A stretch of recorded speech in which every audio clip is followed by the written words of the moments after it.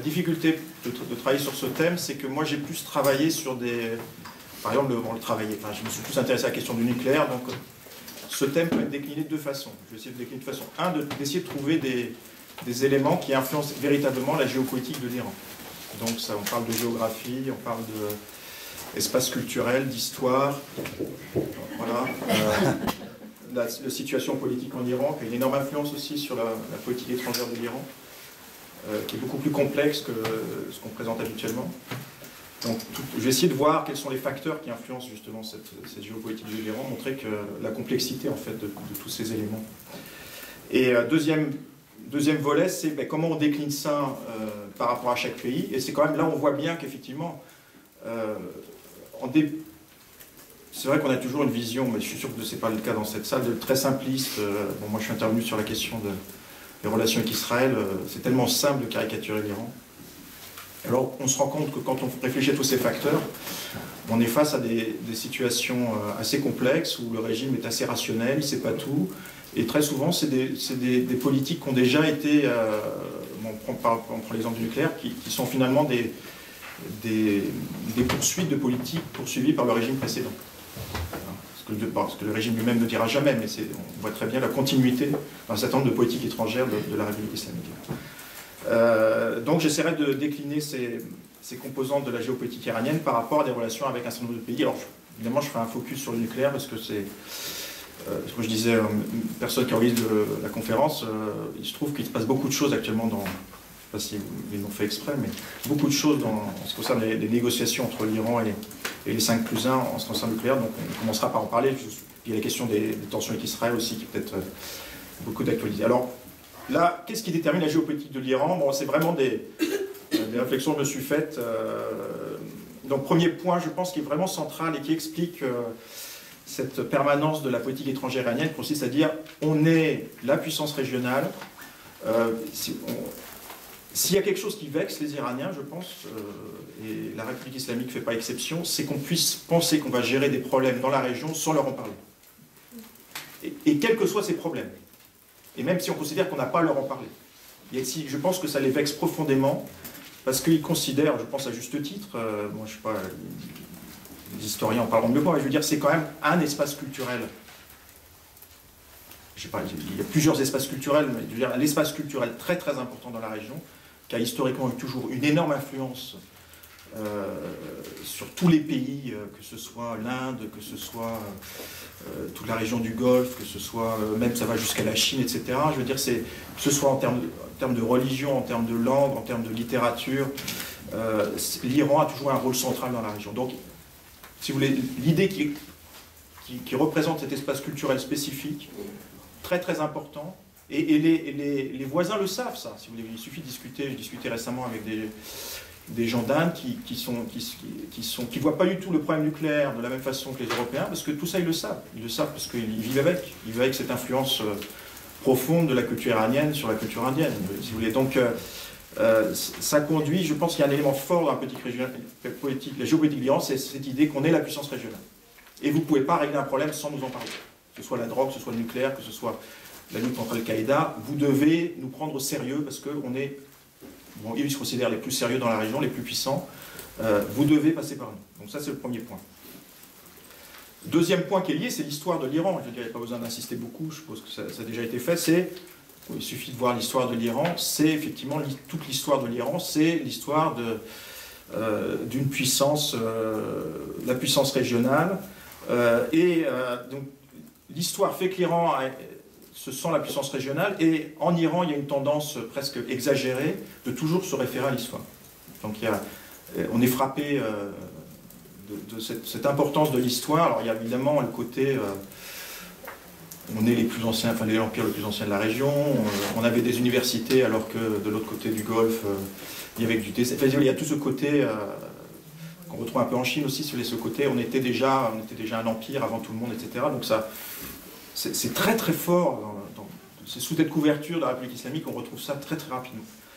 Et il y a aussi ce sentiment que, il y a des moments, si vous voulez, on a l'impression que les Iraniens veulent régler des comptes à cause de leur histoire.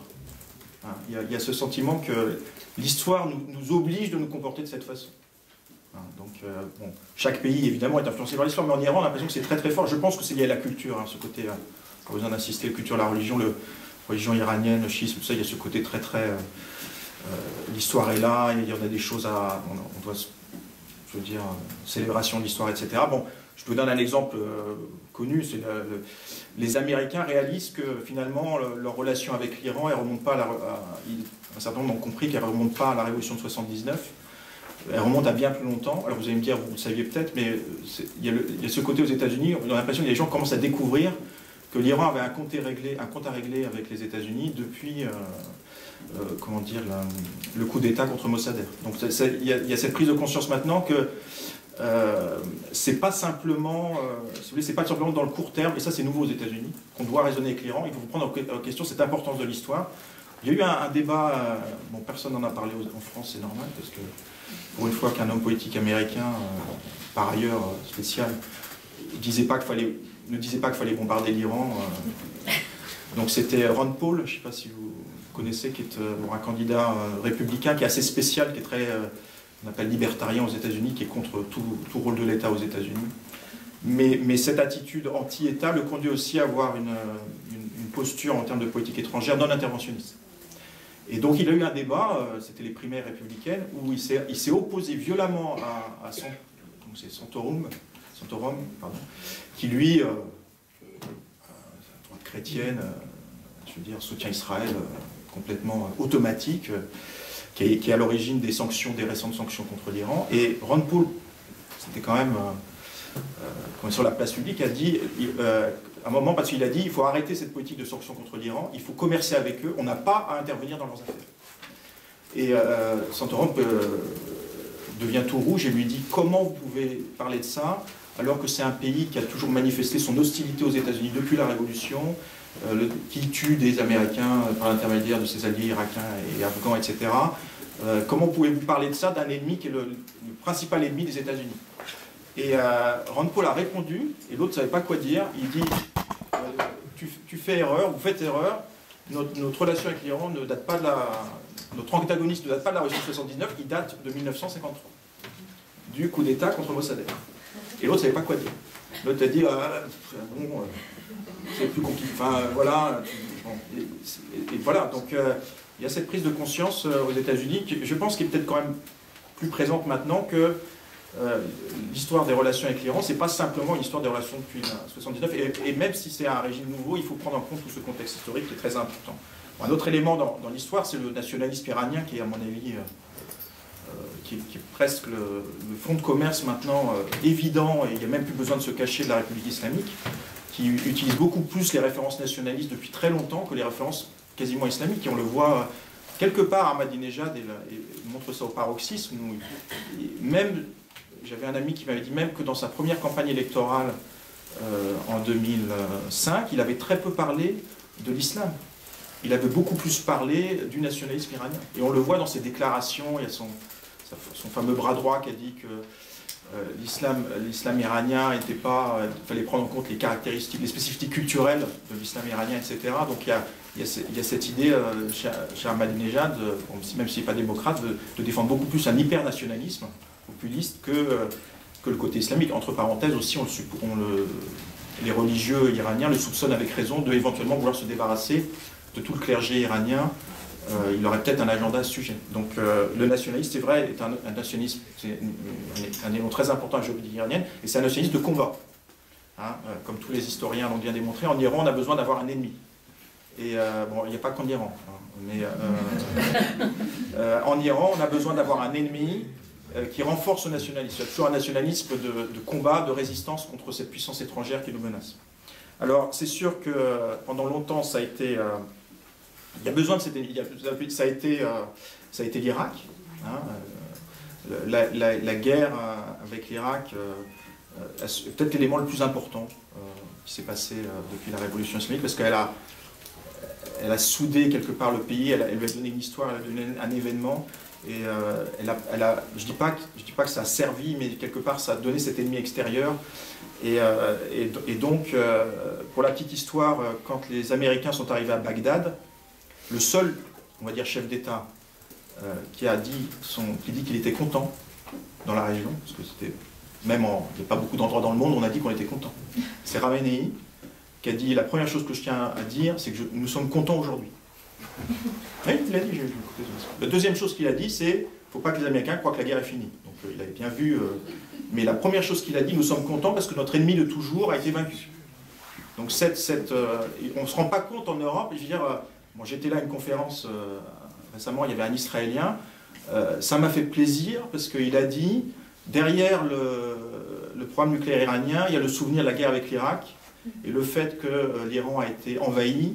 Et il y avait l'histoire de est-ce qu'on a besoin d'une force de dissuasion. Et toutes les souffrances de la guerre avec l'Irak sont aussi derrière cette idée d'avoir un programme nucléaire. Bon, je dis, des gens qui ont enfin compris quelque chose et qui... c'est sûr qu'on ne peut pas passer à côté de la géopolitique iranienne en mettant à côté toute cette histoire, ce conflit avec l'Irak.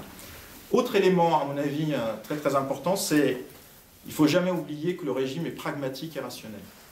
Alors, c'est pas, à la limite, si je veux me défausser, c'est pas moi qui le dis, le chef de l'état-major, je répète mot pour mot ce que vient de dire le chef de l'état-major de l'armée israélienne. Le régime iranien est pragmatique et rationnel. Ce qui fait un petit peu rire, parce que si on prend tous les articles qui ont été écrits depuis 10 ans, ou on va dire 50 ans avec Ahmadinejad, qui étaient premier point, régime irrationnel, deuxième point, il a la bombe atomique, troisième point, il va attaquer Israël, que le chef de l'état-major israélien dise maintenant, après quand même, je voudrais voir le nombre d'articles, le nombre de gens qui sont même fait une carrière en disant ça. Et maintenant, le chef de l'État, qui est la personne, on va dire, la plus intéressée à ce sujet-là, qui lui sait très bien ce que ça veut dire, lancer des mots en l'air comme ça, comme a dit Obama, c'est parler d'une guerre avec casualness, je crois, parler de guerre comme si on allait faire une promenade, quoi. Lui, il a dit non. Il a dit non, le régime n'est pas ce que vous dites, il est pragmatique et rationnel. Bon, les Israéliens le savent bien parce qu'ils ont quand même commencé, ils ont vendu des armes à l'Iran, et il y a un contrat qui existe. Entre 1981 et 1985-86, quand il y a eu l'affaire du contrat. Donc ils le savent bien que les Israéliens aussi sont pragmatiques. Donc les Iraniens sont pragmatiques, il y a plein d'exemples. Hein. Contrairement à ce qu'on nous dit tout le temps, hein, ce qui motive la position notamment française, on peut en parler, hein, la position européenne, c'est on ne peut pas négocier avec eux. Hein, ce qu'on nous a raconté 1 milliard de fois, on ne peut pas négocier avec eux, c'est impossible. Ils ont toujours dans l'esprit de nous mener en bateau, de perdre du temps, de gagner des choses. C'est faux. Il y a 1 milliard d'exemples qui montrent que si c'est là, mais bon, ils ne vont pas nous faire plaisir non plus. Je veux dire, c'est comme tout pays, ils défendent leur intérêt. Si c'est leur intérêt, ils le font. Hein, et si ce n'est pas leur intérêt, ils ne le font pas. Quand Saddam Hussein s'est attaqué à la rébellion chiite en 1991, après, rappelez-vous, la première guerre du Golfe, qu'il a commencé à bombarder les sites religieux de Najaf et Karbala, à s'attaquer aux marais où la guérilla chiite était là, l'Iran n'a pas bougé d'un poil, alors qu'il se présentait depuis la Révolution comme, si vous voulez, le défenseur des chiites, etc. Et entre se lancer dans une opération complètement aventureuse, hein, et perdre un petit peu de légitimité de ce côté-là, ils ont rapidement choisi. Hein, il y a eu quelques discours en Iran, mais rapidement, ils ont dit, on a bien vu que l'Iran n'irait jamais à l'aventure. Donc, si vous voulez, le régime est pragmatique, le régime est rationnel, et on oublie aussi que l'Iran a arrêté d'enrichir l'uranium suite aux négociations avec l'Allemagne, l'Angleterre et la France en 2003. Ils ont accepté d'arrêter d'enrichir l'uranium pendant 2 ans, ce qui n'était pas rien en Iran. Et ils l'ont fait parce que, rationnellement, de manière pragmatique, ils pensaient que, ça pouvait donner confiance à leurs partenaires européens, et 2, ça pouvait donner l'opportunité d'engager un vrai dialogue, et ils s'attendaient à une coopération économique et technologique. La coopération économique et technologique n'étant pas venue, eh ben, ils ont dit, ça ne sert à rien d'être gentil avec les Occidentaux. Donc il y a toujours, si vous voulez, il ne faut pas arrêter, moi depuis que je travaille sur l'Iran, je ne pensais pas que c'était à ce point-là, mais il y a toujours un narratif qu'on nous sort, qui est méchant, irrationnel, ils veulent perdre du temps. Attention, parce que généralement on a toujours quelqu'un dans la salle qui vous dit mais non, mais vous défendez. C'est pas du tout ça. Je veux dire, indépendamment de dire qui est bon, qui est pas bon, qui est méchant, etc., c'est qu'il faut se faire très attention au narratif. Hein. Un autre exemple qui vient à l'esprit maintenant, c'est après justement que les Américains soient arrivés à Bagdad, comme on le sait maintenant, il y a eu un fax envoyé sous l'impulsion de l'ambassadeur, à l'époque Ralazi, qui était l'ambassadeur d'Iran en France, sous son impulsion, il y a eu un fax qui a été envoyé par l'intermédiaire de l'ambassade de Suisse aux États-Unis, au gouvernement américain, qui l'a reçu, qui disait « Nous sommes prêts à négocier sur tous les sujets. Hein » Donc ça devait être avril 2003. tous les sujets. Le Liban, le Hezbollah, Israël, la Palestine, tout, l'Afghanistan, la drogue, le nucléaire. On est prêt à négocier sur tous les sujets. Parce qu'effectivement, de manière rationnelle et pragmatique, en 2003, les Iraniens se disaient c'est peut-être notre tour dans quelques temps. Eh bien, ils ont envoyé un fax, et maintenant, c'est une notoriété. Hein, je veux dire, c'est pas du tout ce que je vous raconte, c'est pas du tout un bruit, etc. Le gouvernement américain l'a balancé à la poubelle, très finement, en se disant ils ont peur, on ne va pas leur faire ce plaisir. Ça, c'était intelligent. Donc l'histoire, si vous voulez, ne jamais oublier ça, si vous voulez. C'est quand c'est leur intérêt. On voit ce qui se passe actuellement en matière de négociation. On nous a raconté pendant des mois et des années que l'Iran ne négociait jamais. Grande surprise, tout d'un coup, ils veulent négocier. Alors, il y a peut-être des facteurs qui font qu'ils veulent négocier, mais je veux dire, ils sont pragmatiques, rationnels. Bon, quatrième point, j'irai assez rapidement. C'est sûr que, bon, je suis économiste, il faut en parler, évidemment, les énormes réserves pétrolières et gazières de l'Iran lui donnent un rôle stratégique dans la région, dans ses relations avec les Européens, dans ses relations avec l'Asie, notamment avec ses relations avec la Chine, avec l'Inde. De nouveau, c'est quand même se mettre un petit peu le doigt dans l'œil, de penser que, alors que la Chine et l'Inde ont besoin de faire beaucoup de croissance pour arriver à augmenter le niveau de vie de leurs habitants, ils ont d'énormes besoins en énergie, et l'Iran leur assure une grande partie de ses ressources en pétrole et en gaz. Comment penser que ces pays, qui en plus voient le dossier nucléaire pas du tout de la même façon que nous, vont nous faire plaisir et arrêter d'acheter leur pétrole, leur gaz à l'Iran? Simplement pour nous faire plaisir, pour qu'on puisse régler à notre façon la question nucléaire. Non. Non. Donc c'est d'importance. L'Iran est un énorme marché, enfin, est un important marché. C'est pas un énorme marché, mais dans la région, on a quand même un marché de 70 millions d'habitants. Pour la petite histoire, c'était le marché où Peugeot faisait les profits les plus importants. C'est un marché en plus il y a une énorme besoin de consommation. Donc ça joue aussi dans les relations, les termes de relations étrangères et la géopolitique de l'Iran. Par exemple, pour la petite histoire, les Allemands disent partout qu'ils sont prêts à appuyer les sanctions sur l'Iran. Bon, la réalité est différente. La réalité est différente, c'est-à-dire que les relations commerciales entre l'Iran et l'Allemagne n'ont jamais cessé, et l'Allemagne reste un partenaire commercial très important de l'Iran. Hein, parce que je veux dire, actuellement, il y a quand même se priver comme ça de marchés importants, compte tenu de la conjoncture économique, c'est se tirer un petit peu une balle dans le pied. Il y a un élément important aussi pour l'Iran, c'est que il y a toujours eu cette contradiction en Iran, c'est qu'ils ont besoin de diversifier leur économie. C'est-à-dire qu'ils ont besoin, effectivement, d'exporter plus autre chose que du pétrole et du gaz. Ça voudrait dire ça rentre en conflit, cet objectif, avec leur posture de toujours taper du poing sur la table, de s'affronter avec les États-Unis, etc. Mais si vous voulez, ça c'est une contradiction à l'Iran même. Sur le plan de la rationalité, vous rencontrez beaucoup d'experts économiques qui vous disent, moi j'en ai rencontré qui nous disent, bon, moi j'essaye de commercer avec des pays qui n'ont pas de problème avec l'Iran. Il y a des Iraniens qui vous disent ça.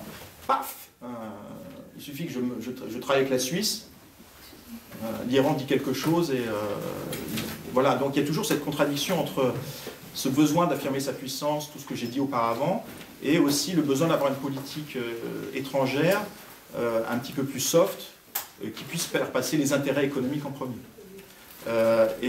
Pour la petite histoire, Rafsanjani, je ne pense pas que c'était un hasard, vient de faire une déclaration quand on voit un petit peu le changement de posture de l'Iran en matière de nucléaire. Il vient de dire, il ne faut pas oublier qu'il y a un lien entre la politique étrangère et la politique économique. C'était pour envoyer quelque chose dans le jardin de Ahmadinejad, en lui disant, ce serait quand même bien, gardons les mêmes objectifs, mais essayons d'être un petit peu plus courtois, un petit peu plus calme dans la manière dont on traite les sujets de politique étrangère, parce qu'on a besoin, je veux dire, l'Iran, c'est pas un hasard si l'Iran exporte de plus en plus avec des pays avec qui il a des bonnes relations. Hein. L'Irak est devenu le premier marché des exportations non pétrolières de l'Iran. L'Iran exporte de plus en plus en Afghanistan aussi. Donc ils ont bien compris qu'il y a un lien entre les deux. S'ils veulent diversifier leur économie, ça implique quand même qu'à terme, ils aient une politique étrangère, on va dire, moins de combat. Donc il y a vraiment une contradiction entre les deux. Mais à la limite, cette contradiction, j'en ai parlé, elle fait partie de l'Iran même. Hein, c'est toujours pareil, on leur dit, vous avez des contradictions. Ben oui, mais enfin, c'est leur histoire. Je veux dire, nous aussi, on a des contradictions, je veux dire, en France. Donc c'est une contradiction iranienne, mais on voit qu'ils ils en sont bien conscients et ils essayent de tout faire pour la régler. Alors le cinquième point, c'est que on a, contrairement également à ce qu'on nous dit, hein, bon, je prends la caricature, c'était le régime irrationnel, Ahmadinejad dirige l'Iran, ils ont déjà la bombe atomique, ils vont la jeter sur Israël. Bon, premièrement, Ahmadinejad ne dirige pas l'Iran, il n'a jamais dirigé. Le mode de prise de décision de la République islamique est très complexe. Bon, culturellement, il y a cette habitude en Iran que dès qu'on a une décision à prendre, on se réunit, toutes les parties prenantes se réunissent, il n'y a jamais une seule personne qui prend la décision, et on discute et on négocie. Ça, c'est profond. Il n'y a pas un endroit en Iran où on ne fait pas ça. Pour n'importe quelle décision, d'ailleurs, on doit faire ça. Mais ça, c'est appliqué à la structure de la République islamique, ça devient très compliqué parce que ces instances de concertation sont partout dans le régime. Et il y a comme une certaine opacité, il est toujours difficile de voir. Et on voit bien que... Bon, alors vous allez me dire, le guide, c'est vrai que le guide a un rôle, il est au sommet de la hiérarchie. Mais ça ne veut pas dire que c'est lui qui impose forcément son point de vue. Le guide est loin d'être stupide et il va prendre des décisions qui sont liées aux équilibres politiques, à quelqu'un qui a peut-être plus de puissance qu'un autre à un moment. Il fait très attention à l'équilibre politique, vous allez me dire, à l'intérieur du régime. Hein. Il ne s'intéresse pas forcément à ce qui se passe en dehors, hein, ce qu'on appelle en Iran, ceux qui sont à l'intérieur du régime sont que à l'extérieur. Mais disons, il a un rôle d'arbitre, mais il ne va pas forcément, vous voyez ce que je veux dire, taper du poing sur la table en disant que c'est mon opinion qui compte. Hein, il regarde un petit peu ce que dit tout le monde, ce qui est très iranien aussi, et il essaye de voir où est-ce que penche la balance, de voir les intérêts du régime, etc. C'est un peu comme ça. Donc, qu'est-ce que ça veut dire tout ça? Ça veut dire que ça dépend des rapports de force du moment. Il y a plusieurs courants de pensée, plusieurs institutions, plusieurs groupes qui sont à l'intérieur du régime, que ce soit des groupes liés à des personnalités, que ce soit des courants de pensée, que ce soit des groupes qui représentent ou les passes-d'Aran, ou même tous les scientifiques iraniens qui travaillent dans l'organisation de l'énergie atomique. Je pense à beaucoup de poids dans le domaine du nucléaire. Ce qu'ils pensent en tant que scientifiques a du poids en Iran. On les écoute. Qu'est-ce que ça veut dire ça? Ben, écoutez, moi j'étais à une réunion avec des officiels iraniens et il y a un Français qui lui a posé la question, qui c'est qui prend la décision en matière de nucléaire? Quelqu'un qui, manifestement, ne pouvait pas trouver mieux pour répondre. Et il a répondu, je dis ce qu'il nous a répondu, il a dit, les décisions sont prises en ce qui concerne le programme nucléaire iranien dans le Conseil national de sécurité, à la façon américaine, où toutes les instances du pouvoir sont représentées.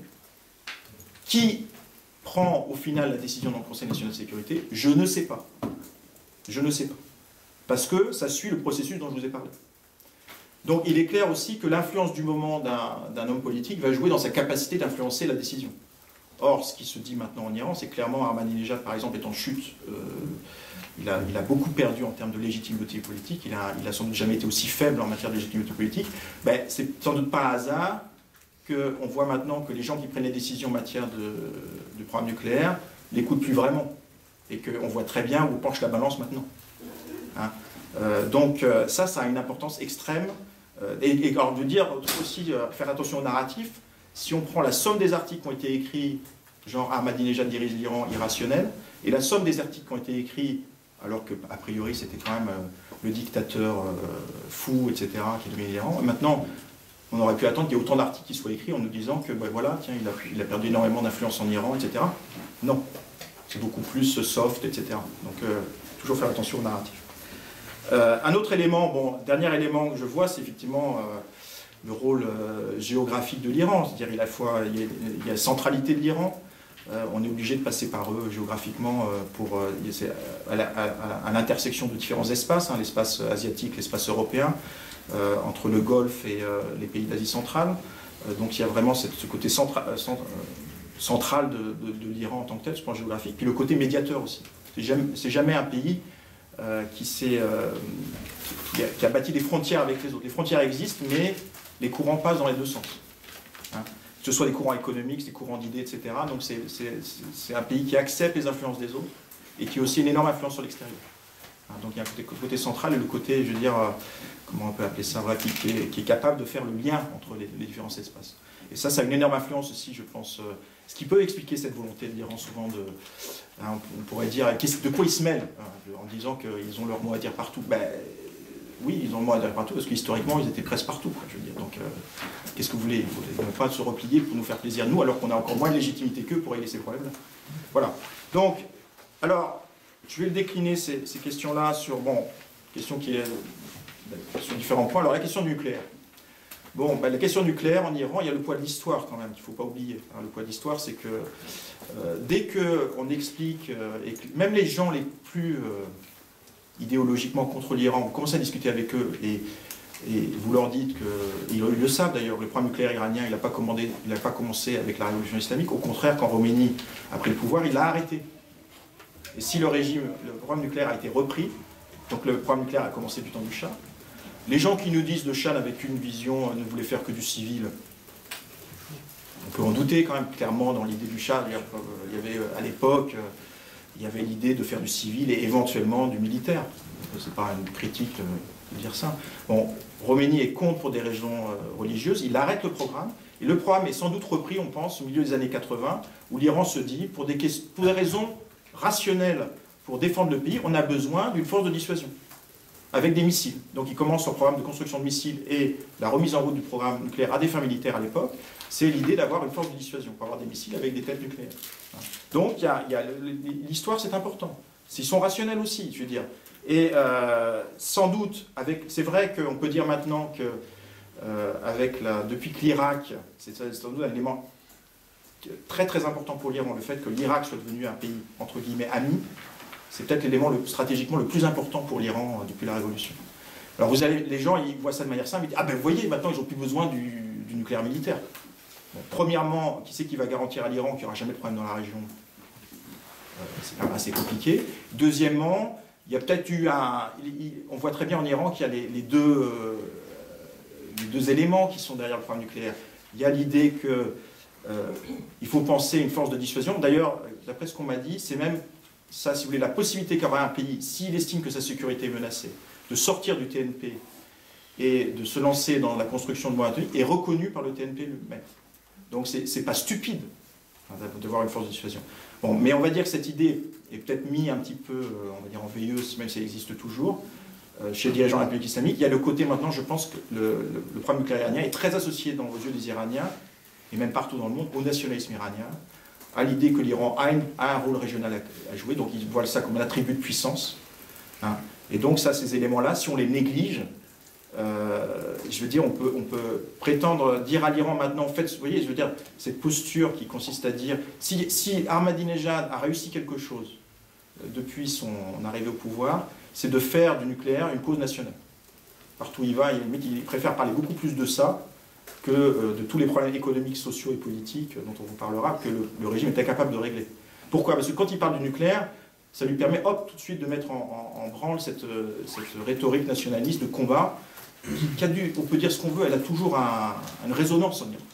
Dès que vous dites que les étrangers nous refusent ça et que nous on va résister et qu'on va continuer en dépit de ce qu'ils disent, c'est dans le sang, je veux dire, c'est l'histoire de l'Iran, ça, si vous voulez. Donc le régime utilise, à la limite, bon, je ne dis pas qu'il est content quand il y a des sanctions, mais on fait le jeu d'Ahmadinejad avec cette politique. Parce qu'on lui donne des armes, et même, il faut savoir qu'ils sont allés tellement loin. Il y a une similitude avec la politique d'Israël d'ailleurs, c'est pour ça qu'on voit qu'il faut faire attention à ce qu'on dit. C'est que le régime iranien est allé tellement loin en disant les étrangers ne veulent pas qu'on ait, etc., développe notre programme nucléaire, on va le développer à cause de ça, que si maintenant ils disaient à leur population, ben, finalement on arrête d'enrichir l'uranium, voilà, etc., c'est impossible politiquement. Quand vous engagez politiquement aussi fort sur un sujet-là, vous ne pouvez plus revenir en arrière. De même façon que Israël, en arrêtant les dirigeants israéliens, en parlant de la menace iranienne, en parlant à leur population de la menace iranienne tous les jours, je veux dire, il y a un côté, si vous voulez, ils sont vraiment tellement loin que vous vous rendez compte maintenant s'ils commencent à dire, comme l'a dit le chef de l'état-major israélien, ce régime est pragmatique et rationnel. Politiquement, ça pose d'énormes problèmes. Donc il y a quand même cette utilisation du nationalisme à des fins de politique intérieure est un élément important de la géopolitique de l'Iran. Et donc ça joue beaucoup dans le nucléaire. Et en ce qui concerne le nucléaire, un autre élément de géopolitique, c'est que il faut arrêter le côté, on ne peut pas négocier avec l'Iran, j'en ai déjà parlé, c'est possible, il faut que ce soit leur intérêt. Ils sont tout à fait pragmatiques. Il faut prendre en compte, si vous voulez, il y a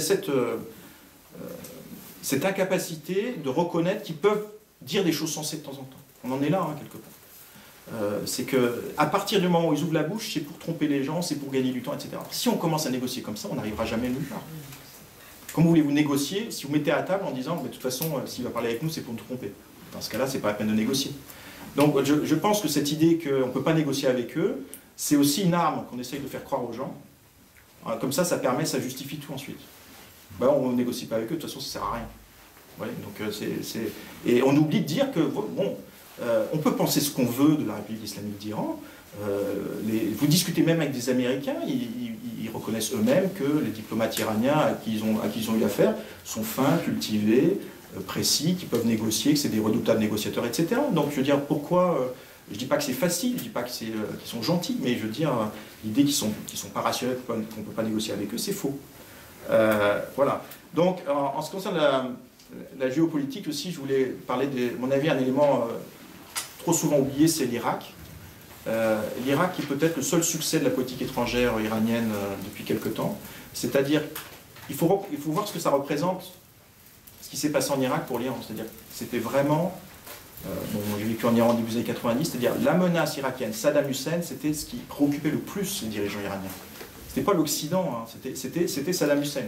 C'était tout ce qui s'était passé en Iran, c'était son attaque. C'est une importance énorme, énorme dans les mentalités, dans la façon dont les gens vont, la vision du monde des gens, etc., dans les préoccupations sécuritaires de l'Iran. Donc les relations avec l'Irak étaient au centre de leurs préoccupations stratégiques, et on a dit l'influence que ça a eu sur leur décision de relancer le programme nucléaire iranien. Ce qui veut dire que ils ont accueilli, alors pour voir la méconnaissance de l'histoire aussi, ils ont accueilli des groupes politiques opposés à Saddam Hussein.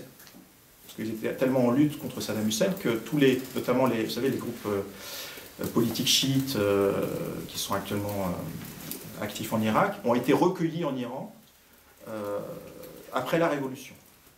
Et il y a un certain nombre même de chiites irakiens qui sont installés en Iran après la Révolution, qui ont pris des responsabilités. Je pense, l'ancien ministre de la Justice est un chiite irakien de la République islamique d'Iran. Donc vous voyez les liens entre l'Iran et les opposants chiites à Saddam Hussein. Pensez, en 2003, quand les Américains attaquent l'Irak, que l'Iran va rester les bras croisés, je veux dire, mettez-vous à leur place, les bras croisés, en attendant que Saddam Hussein parte, qu'il y ait une démocratie en Irak, franchement, enfin, je sais pas moi, il faut les prendre pour des anges ou pour des gens stupides, enfin, etc., ce qu'ils ne sont pas. Ils sont ni anges ni stupides. Donc, ils ont vu, je veux dire, c'était évident qu'ils allaient essayer de développer leur influence en Irak. Tous ces relais qu'ils avaient, d'ailleurs, ils ont envoyé, tous ces groupes politiques ont été renvoyés en Irak pour jouer un rôle. Et il faut être... Vous imaginez, ils ont été recueillis par la République islamique d'Iran, ils ont noué des amitiés, ils ont travaillé en Iran, etc. Donc ils ont forcément qu'ils ont des liens. Pensez, comme disent les Américains, ils disent « Ah oui, ben, l'Iran essaie d'avoir une influence en Irak à travers ces... » Mais oui, qu'est-ce que vous voulez qu'ils fassent? Je veux dire, il y a des liens tellement forts qui sont créés. Je ne dis pas que c'est bien, mais c'est la suite logique de l'histoire. Donc l'Iran a beaucoup travaillé sur l'Irak. Alors je ne dis pas que c'est bien ce qu'ils ont fait en Irak, mais je veux dire, leur objectif principal, c'est d'avoir un gouvernement, entre guillemets, ami en Irak. Avec la mise en place d'un gouvernement à dominance chiite, c'est leur objectif, ils y sont arrivés. Et ils ont fait vraiment beaucoup d'efforts. C'est pour ça qu'on voit quand ils veulent quelque chose, quand c'est leur intérêt, ils le font, pour développer leur influence. Alors c'est vrai qu'ils ont livré en sous-main du matériel militaire aux groupes qui résistaient, etc., contre les États-Unis, mais ils n'ont pas fait que ça. Ils ont développé fortement leurs relations économiques avec l'Irak, ils ont construit des chambres de commerce, ils ont mis en place des protocoles d'accord, etc. Ils ont essayé d'avoir une influence sur le système politique irakien. Ils ont développé, on va dire, une politique soft power. C'est-à-dire comment faire pour avoir l'influence maximum en Irak et nous garantir qu'on aura un gouvernement ami compte tenu de notre passé. Ben, ils y sont arrivés. Donc si vous voulez, de nouveau, je ne dis pas que c'est bien, je ne dis pas que c'est des anges, etc. Mais je veux dire, c'est un autre narratif. Et je veux dire, qu'est-ce qu'on aurait fait à leur place? Qu'est-ce qu'un autre pays aurait fait à leur place? Je veux dire, avec la chute de Saddam Hussein et tous les groupes politiques chiites irakiens qui étaient réfugiés en Iran, ils avaient l'opportunité et les instruments, en plus, vous savez, tous les liens transnationaux qui existent dans les grandes familles chiites, etc. Donc, ils avaient l'opportunité et les moyens de développer leur influence et d'avoir leur objectif qu'un gouvernement ami en Irak. Et ils l'ont fait. Alors, ça ne fait pas plaisir à tout le monde, mais ça, je pense qu'ils l'ont fait dans des conditions pas faciles. Ça, on peut dire ce qu'on veut, c'est entre guillemets, une réussite, autant ils ont raté d'autres choses, des réussites de la République islamique d'Iran. Alors, les relations avec Israël, bon, parce que je viens d'écrire un petit article là-dessus, on voit aussi que tout ce que j'ai dit auparavant nous permet de sortir. Bon, Iran dirigé par Ahmadinejad, on voit que c'est faux. Iran irrationnel, on voit que c'est faux. Iran qui cherche la bombe atomique, on voit que c'est faux. Si vous voulez, je ne dis pas que c'est faux, mais c'est plus. On n'en sait pas. À la limite, on ne sait pas. Peut-être, on ne sait pas. Il y a plusieurs options possibles. Et l'Iran qui va attaquer Israël avec la bombe atomique, c'est même plus c'est débile. Donc, ça veut dire que quoi? Ça veut dire que les relations. Il y a plusieurs points qu'il faut voir entre les relations entre Iran et Israël. C'est sûr que de l'extérieur, on a l'impression d'un renversement d'alliance extraordinaire. C'est-à-dire qu'effectivement, autant le Shah avait, même s'il n'était pas parfait, mais il avait des relations diplomatiques et économiques avec Israël. Un nouveau régime se met en place qui est un de ses points idéologiques centraux, c'est l'antisionisme. Et le premier geste, un des premiers gestes des autorités iraniennes, c'est de donner l'ambassade d'Israël, parce que l'Institut était à côté, bon, il passait à côté, à l'OLP. Donc, et il y a un soutien ensuite à l'OLP. Alors ensuite, Arafat commet l'erreur de soutenir Saddam Hussein, donc ça se passe moins bien avec l'Iran. Et il y a un soutien, donc ensuite, actuellement, du Hamas et de... oui, bon, voilà, djihad islamique, c'est vrai qu'ils soutiennent. Mais attention aussi, je pense que, comme ça a déjà été écrit par des gens qui ont travaillé sur les relations internationales de l'Iran, derrière cette volonté d'être les premiers, d'être les plus extrémistes en ce qui concerne la lutte contre Israël, il y a cette volonté d'être en première ligne dans la région. On ne peut pas être la puissance régionale si on est faible contre Israël. C'est évident. Et Ahmadinejad joue ce jeu de manière, vous allez me dire, il a fait très fort. Mais oui, il a fait très fort, il a poussé au paroxysme. C'est-à-dire que derrière cette posture antisioniste de l'Iran, il y a cette volonté de jouer un rôle dans la région. Et d'être le plus en avant de tous, notamment vis-à-vis de l'Arabie Saoudite. D'en faire plus et d'être les plus radicaux. Ce qui donne à une popularité certaine dans la région. Donc il faut faire attention. C'est pas simplement... En plus, il y a le poids de l'histoire. Bon, les relations entre l'Iran et le peuple juif, elles sont anciennes. Enfin, c'est pas la peine de revenir aux Achéménides, etc. Mais elles sont anciennes, elles ont toujours existé. Et en dépit de ce qu'a été la révolution iranienne, qui n'était pas rien quand même, en termes de changement, etc., eh bien, tout ça, le poids de l'histoire, il est resté. Dans le sens où, effectivement, bon, il y a les baïs qui sont toujours... pourchassés en Iran quelque part, mais je veux dire, le judaïsme, le christianisme, le zoroastrianisme et l'islam sont respectés en Iran. Alors vous allez me dire, si on dit ça, on dit oui, mais la communauté juive en Iran, elle existe, bon, c'est 20 000 personnes, elle est beaucoup plus faible, évidemment, qu'avant la Révolution, je crois que c'était 80 000 avant la Révolution, etc. Mais je veux dire, symboliquement, le fait quand même qu'il y ait des synagogues à Téhéran, qu'il y ait une communauté juive, etc., aller dans les pays de la région. Allez en Arabie Saoudite, enfin je veux dire, ceux qui nous disent l'Iran est dangereux, etc., bon, ben, allez voir si c'est possible en Arabie Saoudite. Donc il y a un poids de l'histoire. Hein, il y a un poids de l'histoire, et bon, je ne sais pas si vous avez vu ce film, mais moi ça m'avait quand même frappé. Récemment, il y a des dirigeants iraniens qui l'ont utilisé comme argument, c'est la première fois. Au moment où Ahmadinejad faisait ces déclarations antisémites, la télévision publique iranienne passait vous savez les films à épisodes qu'ils aiment beaucoup, un film à épisodes c'était un peu ce qu'on appelle un petit peu l'histoire, mais c'est une histoire vraie du Schindler iranien qui travaillait à l'ambassade d'Iran pendant la Deuxième Guerre mondiale et qui a aidé des juifs à obtenir des papiers pour aller en Iran. C'est une histoire vraie. Et la télévision publique iranienne a montré ce film au même moment où Ahmadinejad avait ses déclarations à l'Assemblée. Et il parlait dans le film de l'Holocauste. Je veux dire, il montrait pas, mais il en parlait. Donc, un pays comme la République islamique d'Iran, les problèmes de la télévision publique, ils sont, je veux dire, les gens qui disent, ouais, alors j'ai d'autres qui me disent, ouais, mais ils ont passé ce film. Ouais, c'est ça, ils n'ont pas fait attention. La télévision publique iranienne, il est évident qu'elle est au service du régime et qu'elle fait très très attention à tout ce qui est passé. Donc c'est clairement, quand ils passent ce film, ils veulent donner un message. Alors c'est toujours pareil en Iran, ils ne le disent pas haut et fort. Parce que j'étais à une réunion avec les gens de l'IRIS, tout ça, et puis avec les diplomates iraniens, tout ça, mais moi je dis ça, mais alors, puis, si vous voulez, il y a le côté français, je pose, mais pourquoi vous ne le dites pas clairement, ça? Bon, parce que c'est un pays qui a, je sais pas combien qui existe depuis très très longtemps. C'est un espace culturel fort. Ils ont une façon de faire les choses qui n'est pas la même que la nôtre, etc. Si on ne comprend pas comment ils fonctionnent, on ne les comprend pas, etc. Mais voilà, c'est toujours pareil, le narratif, il n'y a pas un journal français qui est intéressant comme information. Hein, ce n'est pas rien. Et tout ce qu'on nous a dit sur le caractère antisémite de la République islamique d'Iran, c'était quand même pas rien comme information. Plutôt que de faire des grandes productions à l'UNESCO, etc., on aurait pu au moins dire ça. Je dis pas que le film était parfait, je veux dire, il y a plein de choses qui étaient idéologiquement contestables, etc. Mais je veux dire, le Wall Street Journal a fait sa première page là-dessus.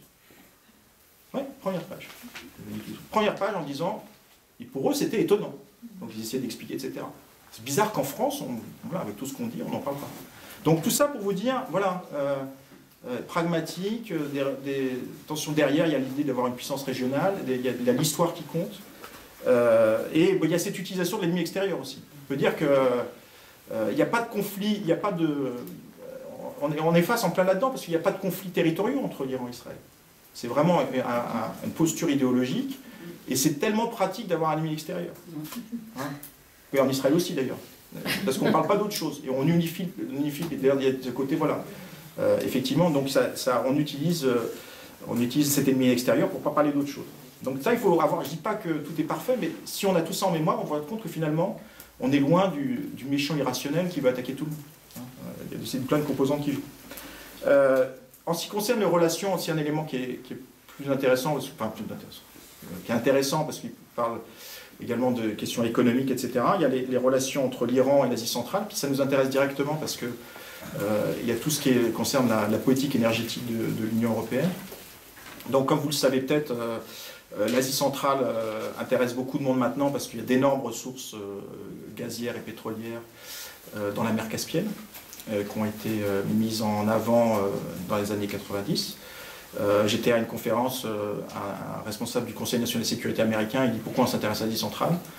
1, le pétrole. 2, la lutte contre le terrorisme. 3, la démocratie. Donc, il a dit. Écoutez, pour moi, c'est clair. Je veux dire. Donc voilà, donc il y a un intérêt à l'Asie centrale. Et l'Iran joue un rôle important. Pourquoi? Parce que l'Iran fait partie, donc, s'est retrouvé, comme vous le savez, avant, c'était l'Iran et comment dire, l'URSS. Et donc la mer Caspienne était normalement divisée en 2. Avec les traités, etc. Et il se retrouve maintenant avec 6. Voilà, Kazakhstan. L'Azerbaïdjan, Kazakhstan, et d'ailleurs ils sont, je crois, 5. Et la Russie, voilà. Turkménistan, excusez-moi. Voilà, donc ils se retrouvent avec 5 ou 6, ça fait. 5 pays qui bordent maintenant la mer Caspienne. Donc il y a l'idée comment on répartit les réserves. Et on n'est pas arrivé, il faut savoir, c'est tellement compliqué que, bon, en gros, il y a deux stratégies, enfin, il y a 2 points de vue. Il y a ceux qui disent que ça devrait être comment dire, le nombre de kilomètres qui bordent, que le pays est en contact avec la mer Caspienne, qui devrait déterminer, si vous voulez, sa sphère dans laquelle il peut notamment faire de l'extraction pétrolière et gazière. Et la deuxième ligne de conduite, c'est de dire ce que défend l'Iran, parce qu'ils ont moins de contact avec la mer Caspienne, ils disent on divise en 5 parts égales. Bah oui, mais je veux dire, faut les comprendre aussi. Donc voilà, donc, alors effectivement, et ça va mal avec l'Azerbaïdjan, le pays avec lequel ça va plus mal dans la région d'Azerbaïdjan, c'est que l'Azerbaïdjan n'a jamais commencé, bon aussi c'était leur intérêt, ils ont commencé à exploiter le pétrole et le gaz de la mer Caspienne, sans qu'il y ait aucun accord global sur la mer Caspienne, accord juridique. Et ils l'ont fait à fond. Alors, est-ce qu'ils étaient mandatés ou est-ce qu'ils étaient soutenus par les compagnies pétrolières américaines? Donc, ça n'a vraiment pas plu à l'Iran. Et ce qui a encore moins plu à l'Iran, c'est que l'Iran a été écarté, la Compagnie nationale de pétrole d'Iran a été écartée du contrat du siècle, qui a été passé, je crois, entre 1995 et l'Azerbaïdjan et un groupement pétrolier international, pour en gros commencer à exploiter le pétrole de la mer Caspienne. Et l'Iran a été écarté, alors qu'initialement il devait faire partie du deal. En plus, vous avez des relations stratégiques entre l'Azerbaïdjan et les États-Unis, avec Israël, une base des accords militaires entre l'Azerbaïdjan et les États-Unis. Donc on peut dire que c'est vraiment un pays avec lequel il y a un certain nombre de contentieux, alors que c'est un pays musulman. Il faut arrêter aussi les lectures simplistes, voilà, l'Iran, islam, irrationnel, etc. Bon, ils ont des problèmes avec l'Azerbaïdjan, ils s'entendent mieux avec l'Arménie, les chrétiens. Donc ça dépend vraiment d'un certain nombre de facteurs, etc. Donc les pays avec leur région, ils ont beaucoup de problèmes, c'est l'Azerbaïdjan. Un autre élément important sur le plan de la géopolitique, sur cette région-là, c'est la question de l'exportation. Comme vous savez, on a ces pays-là, les pays d'Asie centrale, ont un problème, c'est qu'ils sont complètement, géographiquement, au bout du monde, et ils n'ont pas beaucoup de portes d'accès au reste du monde. Leur seule voie d'accès, ça passait pour le pétrole et le gaz, par exemple, mais pour d'autres choses aussi, c'est de passer ou par la Russie, alors bon, ils en sortaient quand même, donc ils essayaient de diversifier leur voie d'accès au marché mondial, ou de passer par l'Iran. Donc, c'est pour ça qu'il y a eu une question très très importante qui s'est posée quand on a commencé à réfléchir à comment exporter le pétrole et le gaz de la mer Caspienne, c'est où le faire passer pour l'exporter et le faire arriver sur les marchés occidentaux. Et les Américains, et alors là on voit la différence entre les Américains et les Européens, et que les Américains, alors que tout le monde, à la limite même les compagnies pétrolières, leur disaient sur le plan économique, c'est mieux de passer par l'Iran. Alors évidemment, les Américains, sur le plan stratégique, étaient complètement opposés à cette solution et ont imposé ce fameux, je crois que c'est le plus long oléoduc du monde, qui est le Bakou-Tbilissi-Ceyhan, qui exporte le pétrole de Bakou jusqu'au port turc qui donne accès à la Méditerranée. Et ils l'ont imposé. Pour des raisons sur le plan économique, ça ne tenait pas la route. Alors je dis ça pourquoi? Parce que vous avez aussi le projet, ce dont on parlait, Nabucco.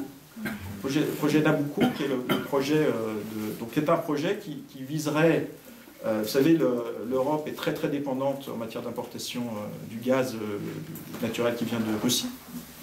Donc, l'idée, ce serait de diversifier, et ça nous a posé des problèmes assez récents. L'idée, c'est de diversifier nos achats pour le gaz qui vient, le gaz qu'on importe. Et donc, le projet Nabucco, c'était d'avoir un gazoduc qui part de l'Europe, qui passe par l'Europe de l'Est, qui passe par la Turquie, qui arrive en Asie centrale, en Azerbaïdjan, et qui permettent d'acheminer en Europe le gaz naturel extrait de la mer Caspienne. Le problème, c'est que, bon, premièrement, on a commis, sans doute, d'après les gens que je connais, on a commis une erreur. L'Union européenne a quand même commencé à lancer ce projet en disant partout dans le monde que c'était pour contrer les Russes. Donc, il aurait mieux fait de ne pas le dire, premièrement.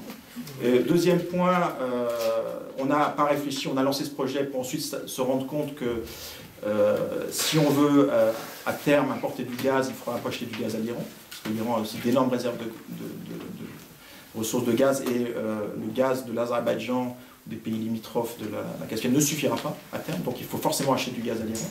Donc on s'est retrouvé, les dirigeants européens se retrouvaient un petit peu coincés de ce projet, c'est que, un, il était très important sur le stratégique, deux, il fallait expliquer à leur population qu'il fallait acheter du gaz à Ahmadinejad, et que dans le même temps, on nous disait que c'était le danger public numéro un. Donc, mais de manière stupide, quelque part, ce projet, pour l'instant, tombé aux oubliettes, alors qu'il est capital pour notre sécurité énergétique à terme. Donc on voit quand même la différence. Bon, je veux dire, au lieu quand même... alors j'anticipe sur ce que je voulais dire sur l'Europe. Je veux dire, enfin, je ne dis pas que le nucléaire n'est pas important, mais est-ce qu'on a une stratégie, est-ce qu'il y a une stratégie européenne vis-à-vis de l'Iran? Moi, on a reçu une autre enceinte, quelqu'un de la Commission européenne, on a l'impression que non. On a l'impression que le programme nucléaire obsède, on a vu que je ne dis pas que ce n'est pas important, mais il obsède les dirigeants européens et notamment français. L'idée, c'est que voilà, il n'y a que ça qui compte. Et est-ce qu'on réfléchit à qu'est-ce qu'on veut de l'Iran à terme? C'est quoi notre capacité d'influence, notre politique énergétique? Est-ce qu'on peut se passer de l'Iran, etc. Non. Voilà, ce point-là prime tout. Et en plus, il prime tout du genre, tant qu'ils n'auront pas dit amen à tout ce qu'on dit, on maintiendra la pression. Et donc, on laisse tomber des pans entiers d'une politique qui devrait quand même qui devrait voir plus long terme. Je ne dis pas que le problème nucléaire n'est pas important, c'est tout mon propos. Donc là, on voit bien la différence entre les Américains et les Européens. Je ne veux pas parler trop longtemps non plus. Bon, j'ai plein de... oui, alors, peut-être les relations avec les États-Unis. Je conclurai avec les relations avec les États-Unis. On a parlé du poids d'histoire. Mais il est quand même en train de se passer beaucoup de choses, je pense. C'est toujours pareil. Mais il ne faut pas être... l'Iran, il ne faut pas surinterpréter. Bon, c'est deux pays qui se connaissent mal. Donc l'Iran et les États-Unis, c'est une guerre larvée depuis 30 ans. hein, parce que les deux pays ne sont pas en guerre, mais ils n'ont pas de relations diplomatiques depuis l'affaire des otages. Il y a une guerre larvée par intermédiaire, etc. Il y a le soutien des États-Unis Israël, le lobbying de l'Israël aux États-Unis.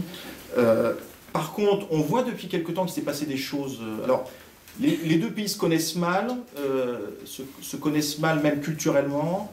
Le gros risque qu'on voit actuellement, c'est une sorte de, vous voyez, quand deux pays se connaissent pas, et que vous avez des gens qui n'arrêtent pas de dire qu'il y a un risque de conflit entre les deux, le moindre petit incident pourrait mettre le feu aux poudres.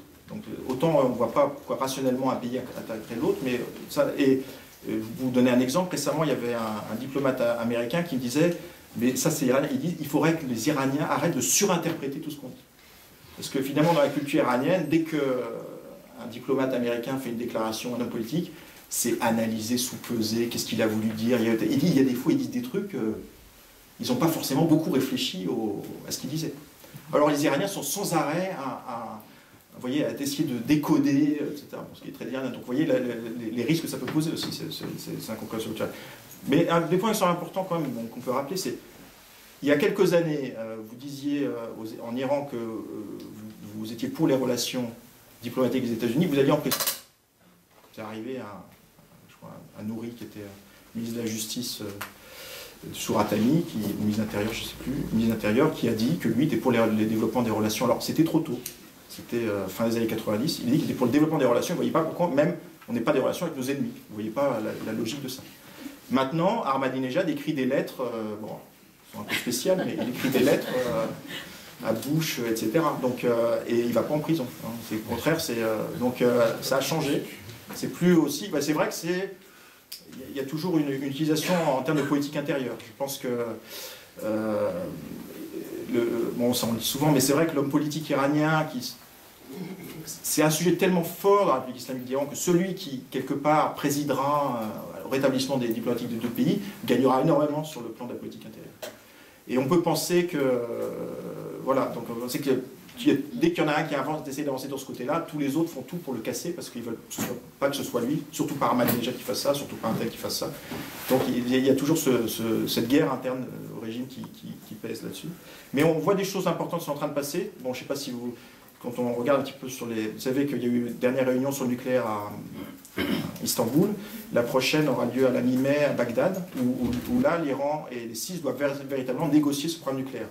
Or, on voit, bon, je vois des emails, des fax, etc. qui passent, on voit qu'il y a les choses se mettent en place qui sont assez surprenantes, c'est-à-dire que du côté iranien, je disais que le guide s'implique personnellement dans les futures négociations et qu'il y a l'idée de, autant, il ne faut pas se tromper, ils veulent ne reculer sur rien. C'est-à-dire, c'est pas parce qu'ils changent de stratégie qu'ils vont tout d'un coup accepter. Donc ils veulent reculer sur rien, ils veulent le droit à l'enrichissement de l'uranium, pour eux c'est... Même à 20%, ils ont droit d'enrichir l'uranium. Enfin, je veux dire, donc ils veulent reculer sur rien. Par contre, ils veulent montrer qu'ils sont encore... Enfin, je veux dire, par rapport à Ahmadinejad, ils veulent montrer un autre visage, clairement. Donc ils veulent montrer, ils sont clairement prêts à négocier. Et du côté américain, alors quand même que... Bon, ça veut dire qu'en dépit de toutes les pressions que subit Obama, notamment de la part de ses adversaires, bon, maintenant son adversaire républicain qui est prêt à souligner toutes ses faiblesses éventuelles en matière de politique extérieure, ou des pressions israéliennes, ou du lobby israélien aux États-Unis, il a bien conscience, d'après ce que j'ai lu, que la manière forte ne marche pas, un conflit serait stupide, il n'en veut pas, et qu'il n'y a pas d'autre issue que négocier avec l'Iran. Donc les Américains seraient en train de préparer des plans carrément différentes propositions. C'est-à-dire, on sait qu'il faudra que les Occidentaux acceptent de diminuer les sanctions s'ils veulent avancer dans les négociations avec les Iraniens. Ils ont mis en place un certain nombre de stratégies dans ce domaine-là pour éventuellement diminuer les sanctions si les Iraniens avancent de l'autre côté. Donc on voit, bon, je ne dis pas qu'il faut être optimiste, mais très clairement, je pense que les Américains comprennent aussi qu'ils peuvent, moi d'après ce que j'ai entendu dire, ils comprennent qu'ils peuvent négocier avec l'Iran. Le problème, c'est des postures. Hein. C'est des postures, c'est des questions de politique intérieure, c'est comment faire passer ça sur le plan de la politique intérieure, etc. Surtout bon, dans le contexte de la campagne électorale. Alors le problème, c'est que vous avez une campagne toujours pareille avec l'Iran et les États-Unis. Bon, on va dire l'Iran, c'est pas une démocratie, mais il y a des élections qui ont un impact important. Donc il y a la campagne électorale américaine Donc pas qui bloque, mais enfin qui joue un rôle. Le problème, c'est qu'il y aura une campagne pour les présidentielles en Iran. Vous allez me dire, bon, ce sera peut-être pas, il n'y aura peut-être pas un taux de participation très élevé, mais disons, elle va permettre quand même, il y a différentes personnalités qui se mettent, et c'est toujours pareil, est-ce que cette personne-là, ou la personne qui ambitionne de devenir président, sera prêt à accepter des avancées avant qu'il soit président? Toujours pareil, quoi, je veux dire. Donc, bon, il faut espérer qu'après 30 ans de rendez-vous manqués, il y a un rendez-vous où les deux protagonistes arrivent à l'heure, pour une fois. Voilà, donc écoutez, moi j'ai peut-être trop parlé. Bon, j'ai d'autres sujets, tout ça, mais quand je vois ça fait 1 heure que je parle, je préfère répondre à vos questions peut-être. Voilà.